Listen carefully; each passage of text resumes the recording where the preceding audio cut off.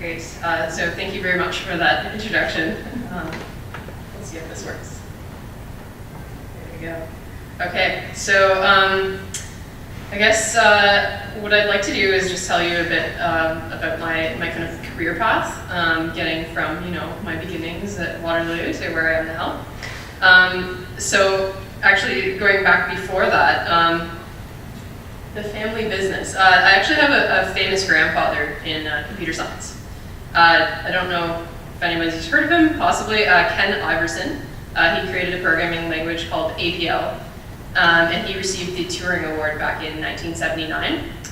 He also was a professor at Harvard, double fellow at IBM, among many other things. But so because everyone in my family, all of his children and then starting grandchildren, everyone was kind of in computer science, I was always expected to go into computer science.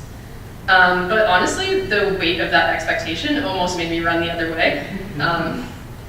So luckily in grade 10, I took a course in computers, and there was just a little bit of programming in that. And honestly, that's all it took, and I was hooked. So from that time on, I took basically every programming course available, and I applied to Waterloo for the computer science program. And to be honest, I never really considered going anywhere else. I think I applied to other schools because people said I should do that, but I was pretty set what I wanted to do. So I took the co-op program, which was fantastic. I worked for a number of different companies, including Sybase and Apple, which were great experiences. And after that, I went to UT and completed my master's in artificial intelligence. So when I finished my master's, I was kind of at that crossroads, I think, that everybody reaches after school. It's like, what do I want to do? And so I probably could have gotten a job at a big company like Google or something like that. But I wasn't really sure that I actually liked working at big companies. I tried it out a little bit in co-op, and I kind of wasn't sure that was what I wanted to do. So through my network, I started working at a small dev shop. I learned a lot about programming and a little bit about business. I think as you do in a small company, you get kind of exposed to everything.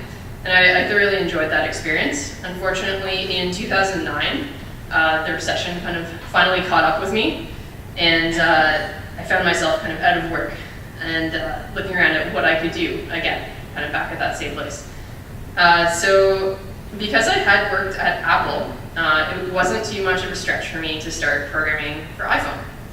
I developed a few iPhone apps on my own, and I developed a few for some clients. You can see here the nice evolution of the iPhone. So as I said, it was 2009, and honestly, as it turned out, everybody was looking for iPhone developers then. The App Store had only launched a year earlier. So the iPhone came out in 2007, and the App Store came around in 2008. Here I was in 2009 going, I develop iPhone apps. So honestly, just through word of mouth and networking, I was in Toronto, I soon just had way too much work to do on my own. So my partner and I decided to found a company. We incorporated. We hired our friend as our first employee and started working out of our dining room. So that's kind of where Iversoft started. And then over the next 5 years, we fluctuated kind of between 8 and 12 people. And we were developing mobile apps and web solutions for a number of clients. We're essentially a software agency. So from there, over the last 2 years, we've really decided to put an emphasis on strategic growth. We've grown our team to about 30 people. We have done that through hiring as well as acquiring 2 different companies. And we provide, now we've expanded our service offerings to web, mobile, touchscreen, IoT. We have specialties in AR, VR, and video games. And we really provide full stack solutions from that initial kind of strategic consulting on digital strategy. We do the design, we do the user experience design and research through development and supporting the project's launch kind of post-launch with some digital marketing. So, and my role has changed over the years from those first days. I think kind of on day one, if anybody's started a new company, you kind of have to do everything. So I was wearing many hats. I was the CTO, I was the lead developer, I was the project manager. I had to do the HR, I had to do all of the filing of taxes. So that was kind of interesting to start out. I didn't study business in school at all, so I really got kind of a crash course on the job, yeah. Over the last few years, so as we've transitioned, I've been able to transition really more to letting go of some of those roles, which has been fantastic. So now I finally get to focus on truly being the CTO.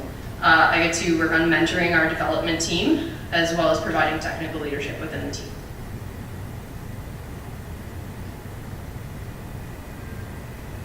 So people often ask me if it's difficult being a woman in technology. This is a recurring question that I get.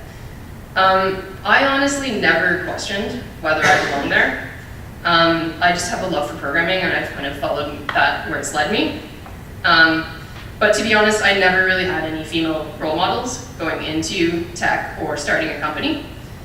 And I guess that, just because either I'm stubborn or I just, oblivious, I never really looked around and wondered why. I knew it was a fact, but it didn't stop me from doing what I wanted to do. But now that, I'm here where I am, I talk to a number of young females who are looking at going into computing and technology. And I realized that lack of role models really does have an impact on them. So I guess what I'd like to do is stand up and be a role model. I hope that, kind of by being visible, I can inspire more females to follow in my footsteps.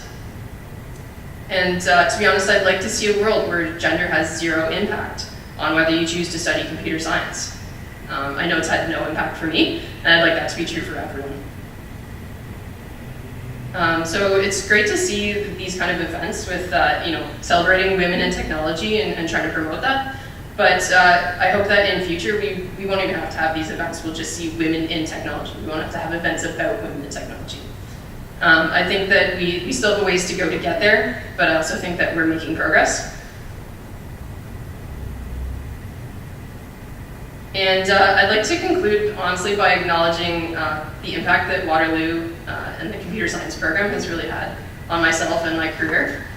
I feel it really prepared me to kind of take on any challenge, maybe with the exception of filing taxes. I think that was something I had to learn on my own. But yeah, I think it's great that there are initiatives like this, like the Women in Computer Science initiative, and that didn't exist when I was in school. And I think it's really great that Waterloo is doing that and helping to promote women in technology. So, and I'd like to thank you guys for inviting me to this event.